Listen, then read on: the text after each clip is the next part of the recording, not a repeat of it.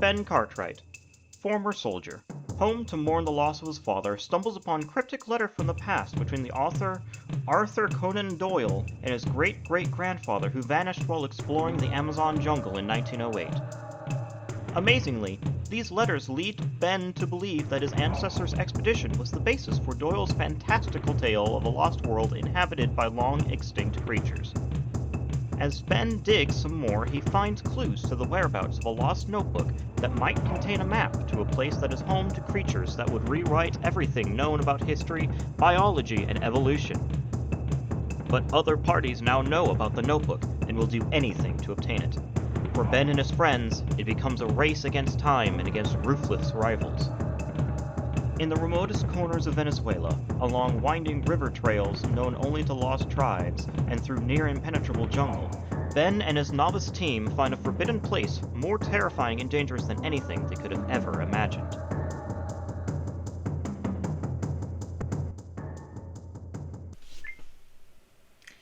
Honestly, could have been a lot worse. Hey there everyone, Afrodo Reviews here, bringing you another book where we discuss if it's going to be good for some light reading over second breakfast, or it deserves the fiery pit of Mount Doom. So, let's get started. Today's book is Primordia, In Search of the Lost World. Now, Primordia is a book written by an author named Greig Beck. It was published on December 16, 2017. And while I normally do these ratings, it typically includes Goodreads, Amazon, and Barnes & Noble, just for a good baseline. But I couldn't actually find a rating on Barnes & Noble this time, so I replaced it with something called Fish Pond.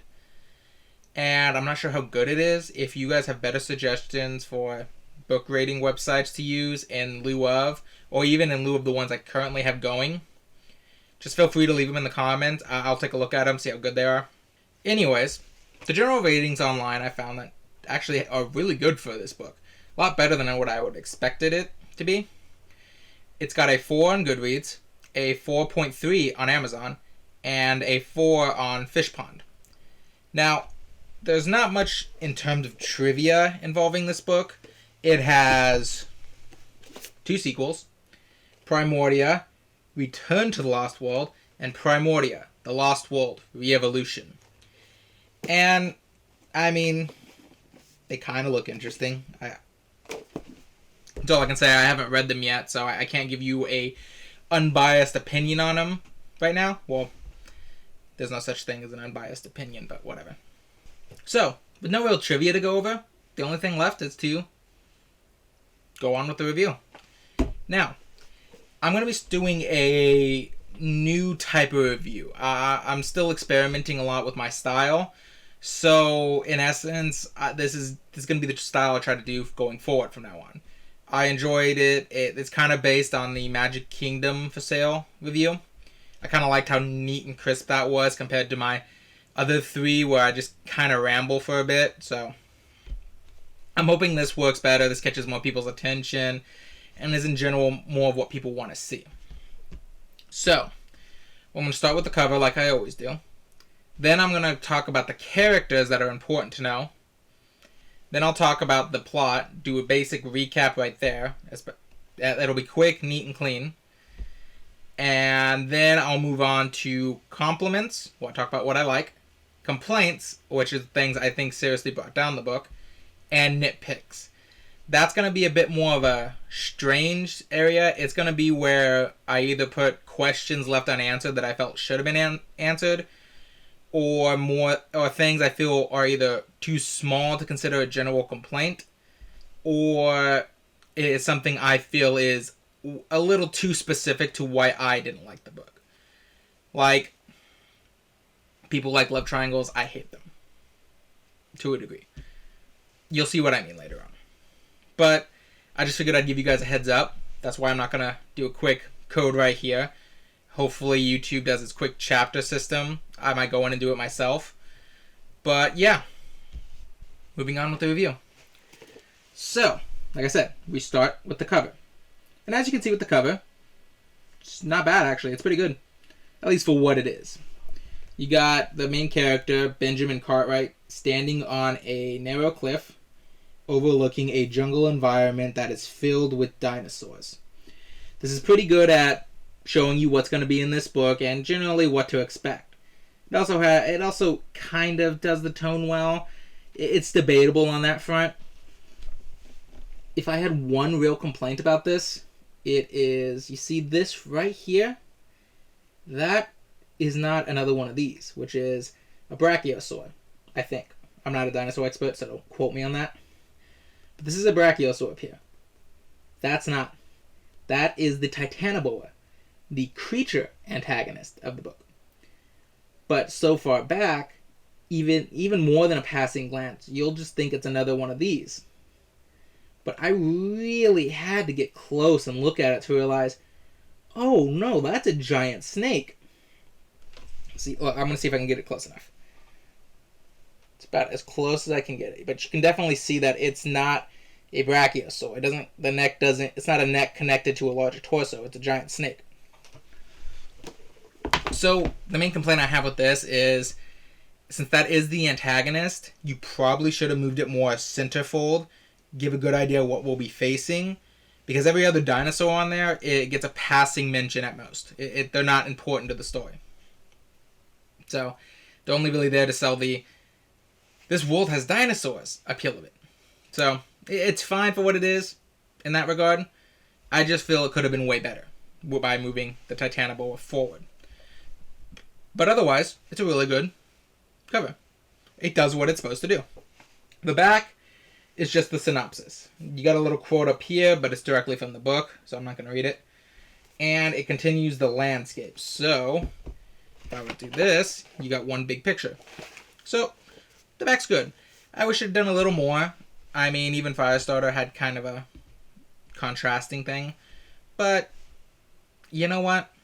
The back is meant to tell you what the book is about, and that's why I'm not too harsh on it, except when it doesn't tell me what it's about. I hate those books. Like, just tell me what the book is about. Maybe I'll buy it then. I'm not going to rant. I want to, but I'm not going to. We begin the next section. Characters.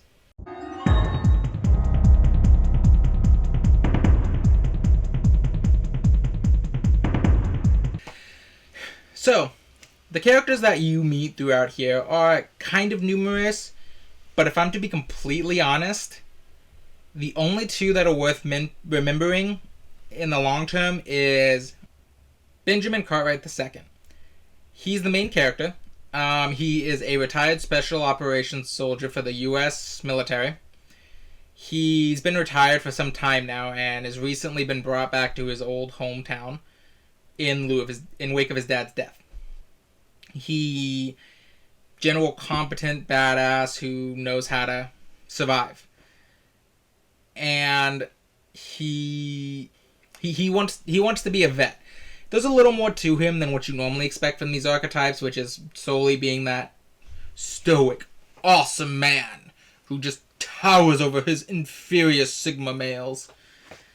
There is something to get attached to when it comes to Ben that you wouldn't really expect in this. So he's a decent character. Now, Emma, or Emmeline Jane Wilson. I almost said Watson.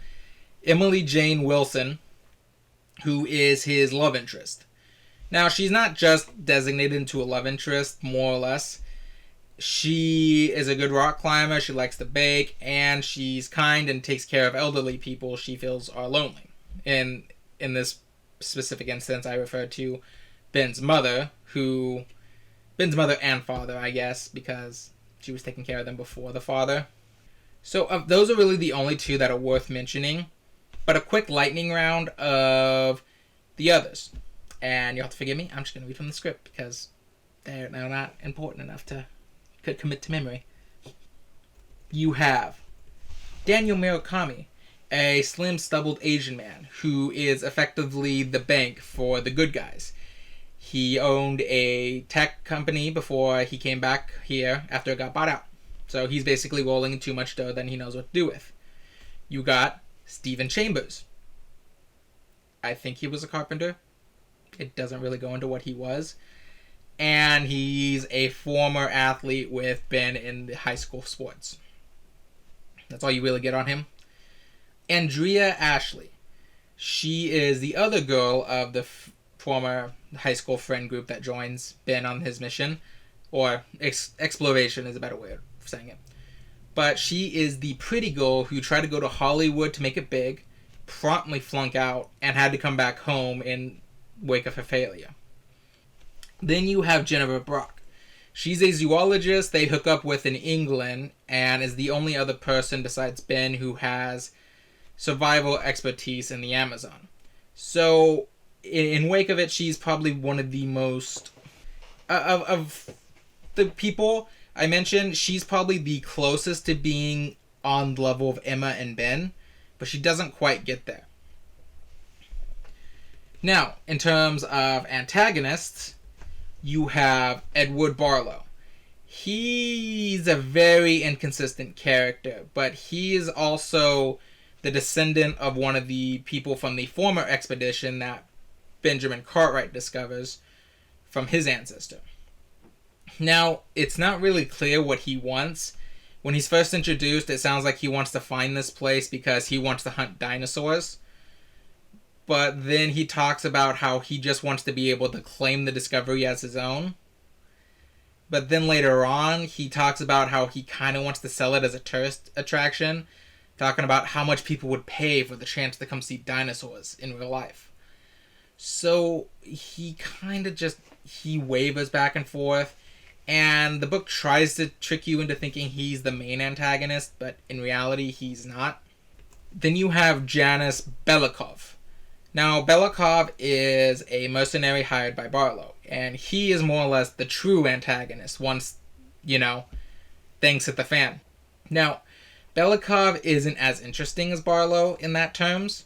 He's basically just a Darwinist, the survival of the fittest, and he will do anything to prove he's the fittest, in a sense, including killing other people so he can get away. Then you have Walter Kronig. Now, I only bring him up as he is one of the more or less disposable minions of the Barlow. I bring him up because he starts off as an antagonist, but slowly shifts over to a protagonist as he talks and gets along with Ben Cartwright as they're forced to survive together.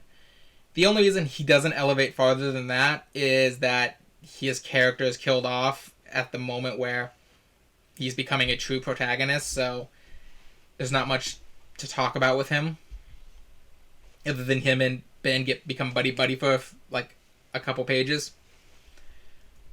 And the two final minor characters that are even more minor than these minor characters are Nino, their unfortunate native guide into the Amazon. And I want to have to talk about Nino later, as little character as he has, so I'm going to save everything for that. And Arthur Bork. He is the most disposable of the henchmen that Barlow hired. He's technically indirectly responsible for trapping them all in the Lost World. More on that later. But yeah, so those are the characters to remember. Like I said, all you really have to remember is Emma and Ben because they're the only ones that really matter in the long run of things. So, with that, we move on to the plot.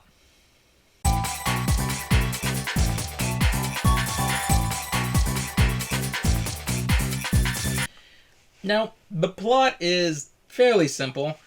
The first part, which is labeled, this is actually separated in the book.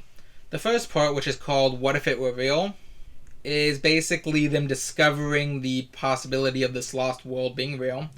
After Ben's father dies and he comes back home to help his mom bury him and to cope with his loss, he is helping move his dad's stuff up into the basement when he starts going through his grandpa's things, wondering why they never really did a show and tell when his father was alive. While going through this, he discovers a first edition version of The Lost World by Sir Arthur Conan Doyle. And, I mean, absolutely intrigued, as I would be, because can you imagine getting your hands on that? He finds that Conan Doyle actually personally knew his namesake ancestor, Benjamin Cartwright I, and actually credits him for the inspiration for the Lost World, even going so far as to hint that maybe what he got from the first Benjamin Cartwright was true. Now, Ben doesn't put too much stock into this at first, but when he brings this up to his friends later during a meet and greet, to just go say hi and everyone, they all get real excited about the possibility, and they're like, oh, that's pretty cool, we should look into that. And obviously Daniel, the Murakami, the guy who sold his tech company, has way too much money, so he funds the whole thing. Although he still buys them, like, coach tickets, so... Anyways. So after that, they dig around, they find out that Benjamin Cartwright I sent a expedition journal to Sir Arthur Conan Doyle just before his death. The last journal he had before he was killed on an unfortunate expedition to the Amazon. Well, actually, after he was killed. But, so they go to there. They have to dance around the fact that the Wiltshire Manor has been converted into a retirement home for old folks. True fact, actually. Pretend and dig around in it with the help of Jenny, who they meet up with in England, to find the journal. They find it, they study it, and this is where Benjamin first meets Belikov and one of the other mercenaries. It never specifies who. When they break in and try to steal the journal and the maps that he got. Now, while they get away with the maps, they don't get away with the journal. So they're still able to get to the Amazon and trace it through. They find the temple that leads up to the Lost World, and that's basically where the first section ends. The second section is called The Lost World. So the second section is basically the horror section of our journey. When they're not in the temple long before Barlow's men comes and takes him hostage and forces them to work with him.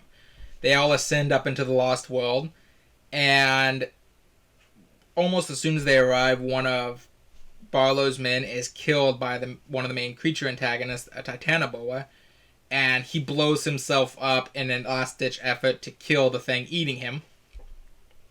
But unfortunately, also collapses the cave they entered from. This traps them all there. Now, this is mostly a survival situation. So one by one, everyone is slowly picked off until we eventually just get down to Emma and Ben. Now, at the final moments, Emma is able to discover another cave system that leads out, but you have to scale down a sheer cliff wall to get to it. And this was how Benjamin Cartwright I got out. Now, they're both going to get out, but then the main creature antagonist, the Titanoboa, shows up, forcing Ben to hit it real hard with a rock and distract it to give Emma the time to get out and go tell everyone. The book more or less ends with Emma promising that she will be back in 10 years' time, which is the only time you can actually enter this lost world. I'll get into that in a second. But then it also ends with a mirror of the prologue where Benjamin Cartwright II is in almost the exact same situation as his ancestor 100 years before. So, yeah, that's the book. Not like I said, it's kind of a quick, simple plot. There's not much to go into in that regard. There's no real big complexities. It's a simple plot. It's there to entertain, not to make you think. So, with that, we move on. We get to the personal opinion section, and we start with compliments.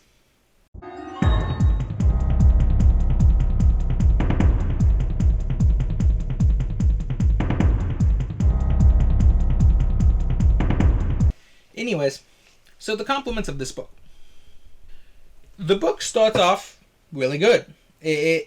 When I picked this book up, I honestly expected it to be like a trashy kind of novel. Like the same way that you would call Harlequin romances trashy romances. If that's the best comparison I can think of at the moment. But basically I thought it was going to be a cliche storm in the worst possible ways. And while it is a cliche storm, don't get me wrong, it really is. It's not in a bad way. Benjamin and Emma are given traits that go beyond their roles in the story. Ben is not some stoic, badass super soldier who can't show emotion because men don't do that. And Emma's not this dainty love interest who's like, I need you to save me all the time. They're actual characters who can fend for themselves and do things that their characters inform. Now, they aren't great characters. This isn't Citizen Kane.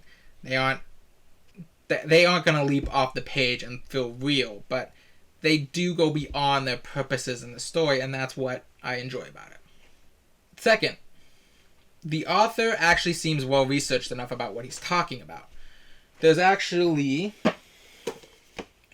a little section here in the back called The Author's Notes and Cutting Room Floor. Now, this is where he goes into his research about what inspired him about certain aspects of the book and why he wrote it that way. Why he wrote certain aspects of his book the way he did. And I will say this, I didn't double check anything, but the way he talks about it and the amount of information that I do already know tells me that he at least knows enough that he sounds like he knows what he's talking about. So you're not reading the book thinking, that doesn't make any sense. Like I said, fun fact, I actually didn't know the Sir Arthur Conan Doyle's manor was turned into an old folks home. That was an interesting find, and I know it because of this book now. So I give it that compliment.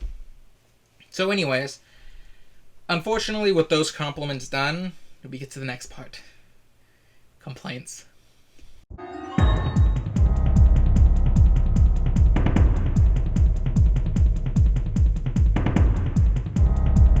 Complaint number 1. The writing is really clunky. So, I'm just going to give you a quick quote. This quote is one of the more extreme versions of the quotes in the book, but it really goes to show you how clunky the writing can get. And normally, I am going to defend myself here real quick before I give you the quote. Normally, I wouldn't be tough on this kind of book, because honestly, if you look at it just from the outside, it looks like one of those self-published books. It looks like the guy put it out there by himself. And in that regard, I wouldn't be so harsh. Yes, he should need to work on his writing in that case, but even when I write and I go through something 20 times, I can still find spots on the 21st time that I thought sounded good those other 20 times and then realized, oh, that's actually clunky. Or I actually spelled that word wrong. But the reason I'm harsh on this is actually not a self-published book. This is put out by the Severed Press publishing company. So some of this stuff should have been caught. So that's why I'm doing that. So now, on with the quote. Andrea giggled, and Stephen immediately brightened. What did you find? She asked. Ben shook his head.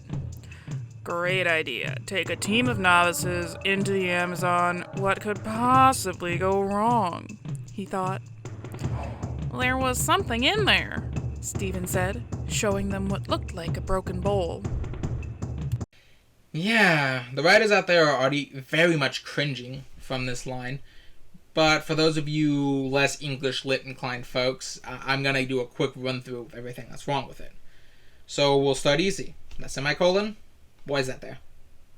That semicolon doesn't belong there. Those dashes, that doesn't belong there either. Why are those there? I don't like it. Get them out of there. And then you have the main obvious thing that I was, saving. The middle sentence does not belong in that little section. You have thought, unrelated thought, related thought to thought 1.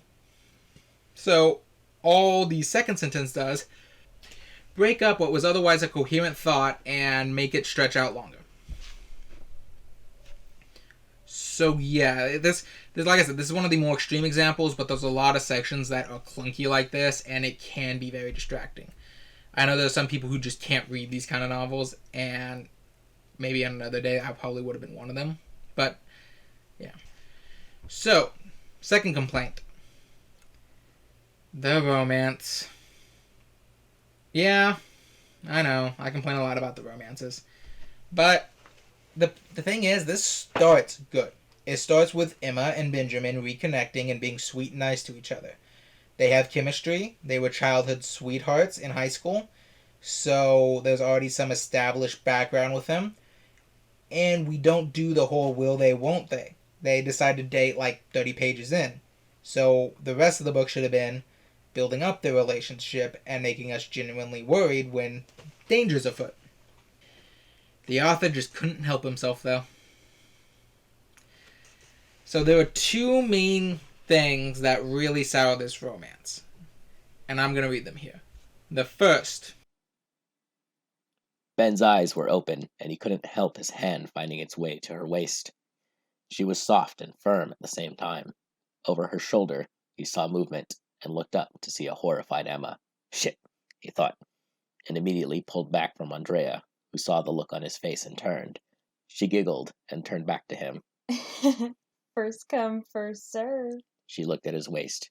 Ouch, that looks painful. She then sashayed down the hallway, nodding to a fuming Emma as she went past. Yeah, the scene is bad.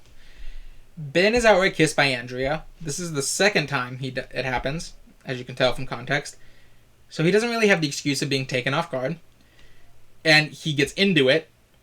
I actually cut out the scene where he,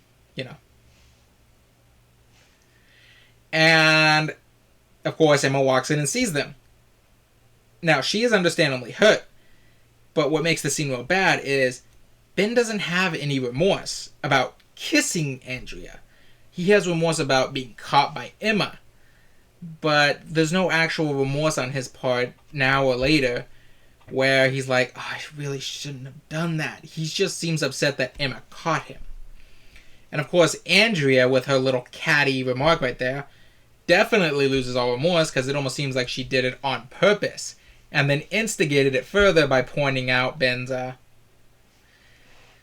So the scene could have worked, but the way the author used it, it did not work. It doesn't do anything but serve to make Andrea and Ben less likable characters. But you know what? Even then, it could have added to the story. It is never mentioned again after this section.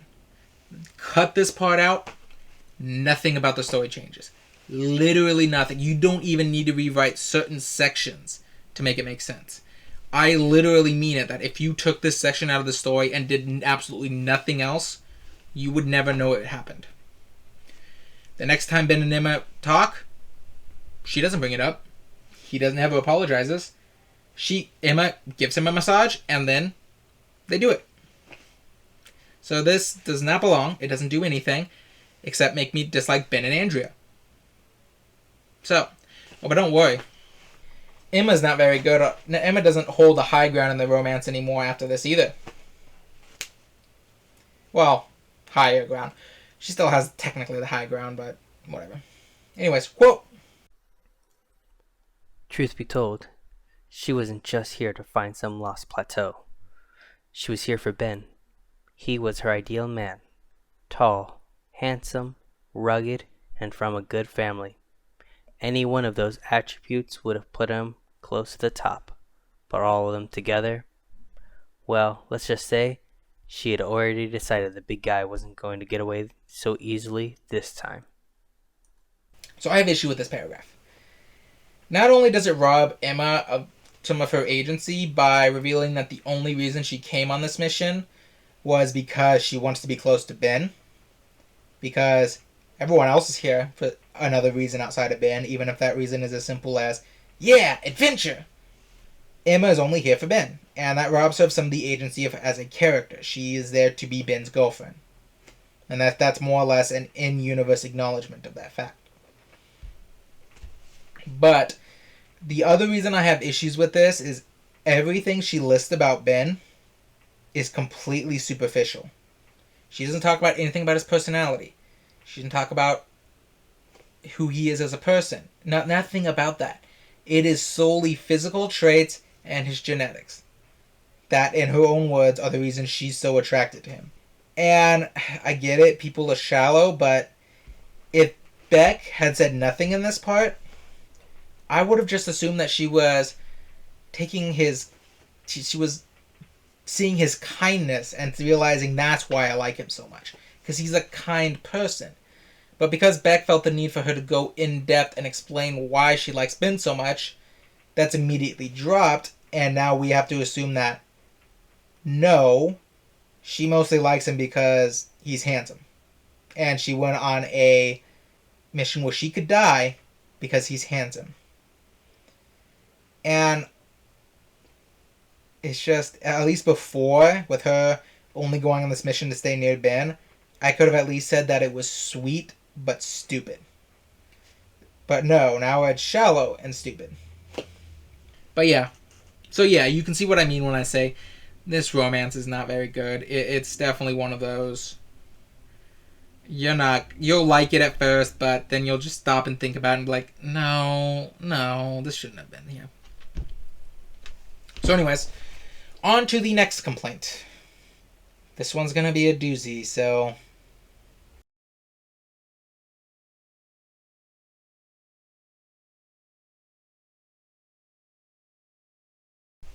Nino is a super minor character, and I've already established that.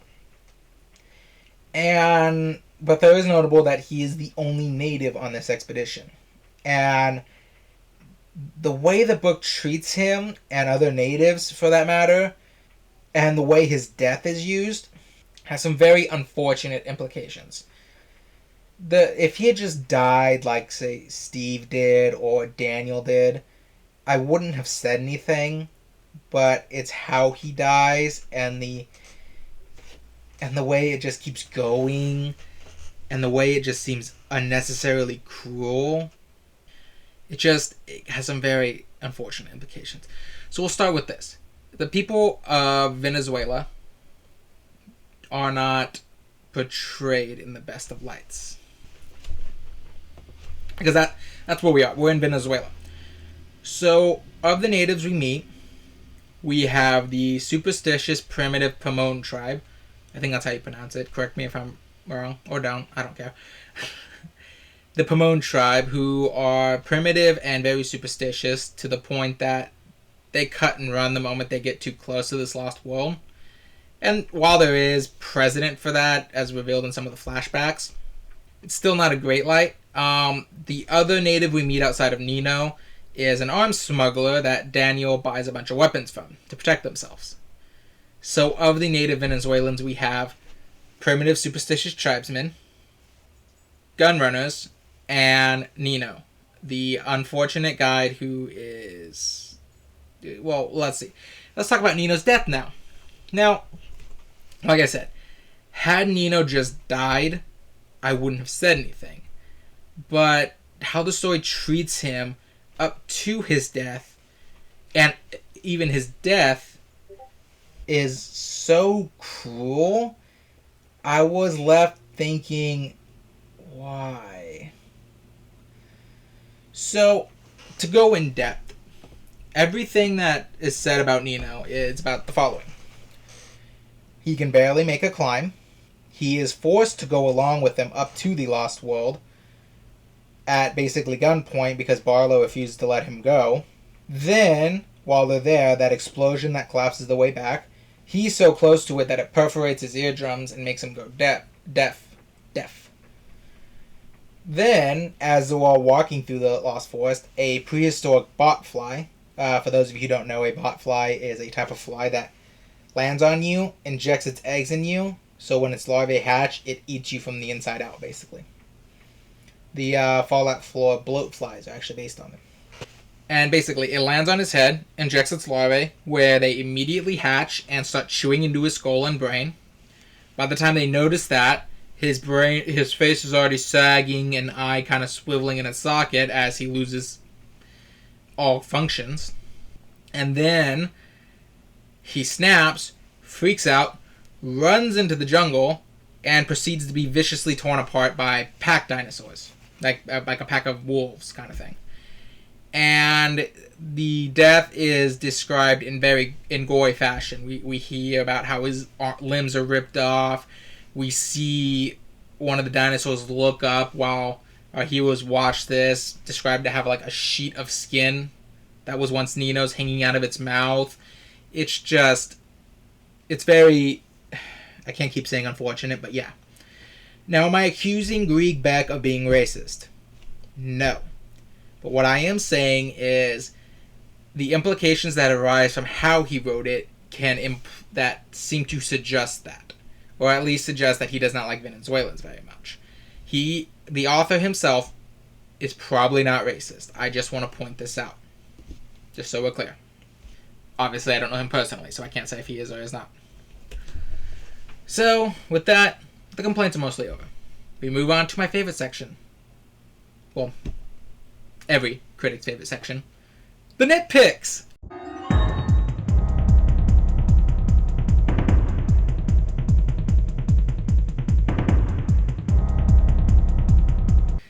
So, first nitpick. Why is a Titanoboa used as the main creature antagonist? Yeah, I mean, it's the Amazon. We know giant snakes have been a premise there for a very long time. See Anaconda. But why a Titanoboa? When I think people going into a dinosaur world and being hunted by a creature, I think Allosaurus, Spinosaurus, T-Rex, Jurassic Park Velociraptors, those kinds of things. I don't think giant snake. When I think giant snake, I just think regular Amazon. To me, the Titanoboa was probably the lesser of the creature antagonists you could have chosen. And I know in real life, a gigantic snake that could eat me alive in one bite would be extremely terrifying, and probably in any other story, just not for this one. So, next one. The lack of explanation of how the Lost World works. Seriously, we get the explanation that once every 10 years is the only time you can enter this. We're given some background information that this has to do with the Primordia comet that flies close to Earth during that time, and somehow creates a massive rainy season. And I may not have brought this up, but the characters comment on it several times. We get several hints. Hey, why can we only get to this in once every 10 years? Hey, has anyone noticed what is effectively an island supports life way too big to be supported on an island? That it just brings up the questions that make me think, okay, you should have explained this, because there were other explanations that you could have saved for the second book. And yeah, I'm pretty sure why it's once every 10 years is in the second book. But I didn't want to wait till the second book to know that. That's very vital to this book, and it should have been said in this book. But yeah. Another one I want to talk about is the inconsistent chapter length. Now, I don't normally bring this up because chapters can be whatever length they want, but most of the time, chapters in books are at least a consistent length throughout. Like, you'll find about the two numbers of chapters that it's typically between, with very rare exceptions between that. Normally, it'll be shorter rather than longer. In this case, it's the opposite. On average, I would probably say the average chapter is anywhere between, 5 and 6 pages long, with the occasional 10-page chapter. But then every so often, like on chapter 18 or 19, you get hit with a 23-page long chapter. And it's maybe just me, but when I'm reading that, I'm just like, I'm painfully aware that normally the chapter's ended by now. So to me, that chapter, even though it's about the normal length of a chapter I read in other books, just feels like it's stretching way too much. And it becomes a chore to read after a certain point. So it's just one of those, the chapter length should be more consistent. So, we come to the end. The final verdict.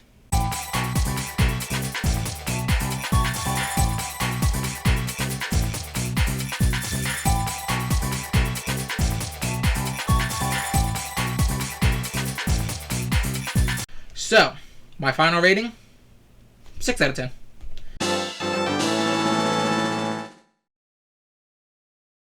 It's a cliche storm, but it's not in a bad way. It's definitely clunky in several places, and there's a lot I would change, but really, it's just a turn your brain off and enjoy it kind of book. A guilty pleasure, if I would. If you're looking for something that's King Kong meets Anaconda, then I would recommend this book to you. It's not interested in making you think, so don't pick it up expecting anything to challenge you.